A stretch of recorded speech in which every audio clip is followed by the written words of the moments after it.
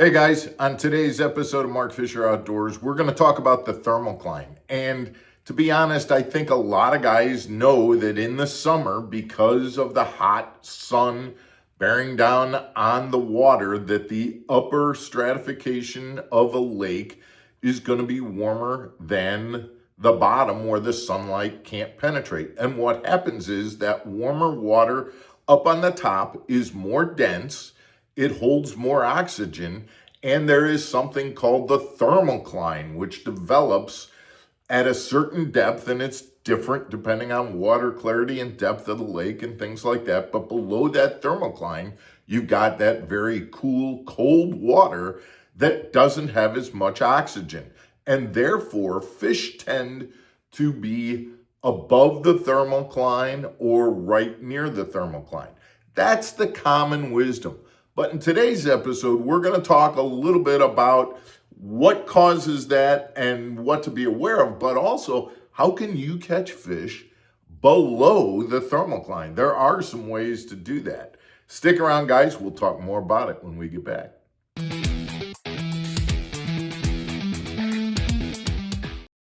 Welcome back to Mark Fisher Outdoors, everybody. I'm Mark Fisher, and we're talking about the thermocline.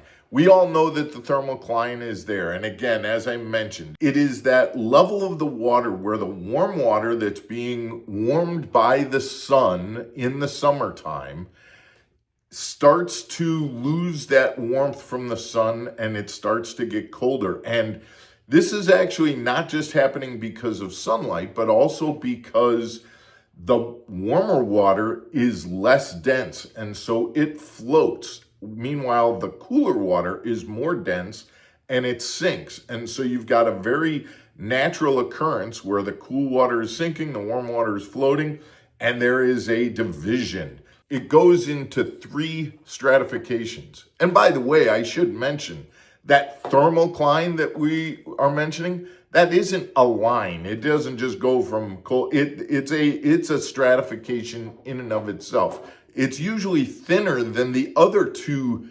stratifications, the epilimium, which is the warm water on the top, or the hypolimium, which is the cooler water on the bottom. But that thermocline, otherwise known as the metalimium, is the middle stratification.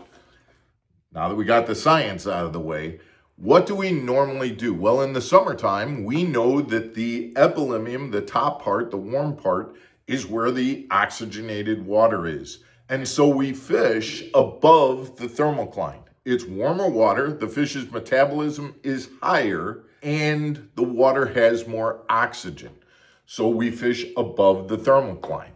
Now that could be in the shallows, but we also want to realize that because that water's warm and the fish may, not want to be in 90-degree water, may seek cooler water. And so right at the thermocline, that water is a little bit cooler, even though it's not quite as cold as the water below the thermocline. And so fishing right at the thermocline is another strategy, especially if, as you're looking at this diagram, you can find contour lines that match up with the thermocline. So if your thermocline happens to be at 12 feet and you got a contour line with a ledge or a break that's at 12 feet, that is a prime area to look for fish because they're going to still be in that oxygen-rich water, but it's going to be cooler at 12 feet than it is going to be at 3 feet. And so it's a prime area to look for smallmouth, especially if there are rocky ledges or things along those lines. Now, here's the tip that we want to talk about. You can find fish, especially smallmouth, that are below the thermocline. And the reason that you would find them is twofold. Number one, I've found that a lot of times the bigger smallmouth, even though there's less oxygen, will get into that cool water and just become very lethargic. They aren't easy to make bite, But because their metabolism slows down, they're slower, they're kind of relaxing, and they're down in that cool water that's below the thermocline. Now, here's the secret. If you can find that deeper water, that cooler water that has weeds, now that weed growth will create oxygen even below the thermocline. And where do you find that deep water with weeds? Clear lakes.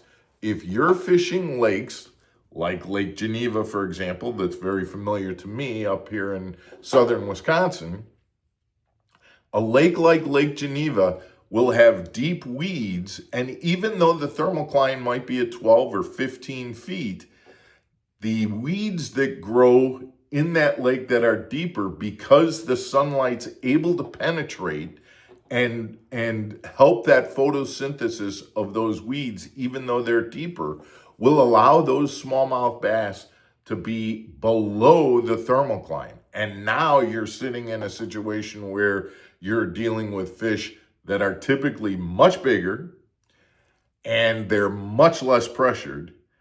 And you present an offering that isn't overpowering, but say, for example, a Ned rig or a drop shot or something along those lines, and those smallmouth will gobble it up. And now you're in for the fight that you've been looking for. So guys, be aware of the fact that yes, for the most part, you want to fish at or above the thermocline.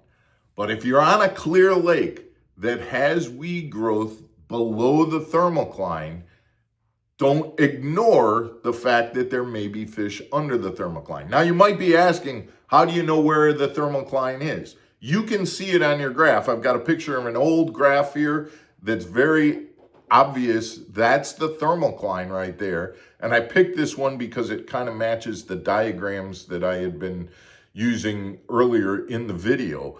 But you can see that that thermocline rides right up to the ledge of the lake floor.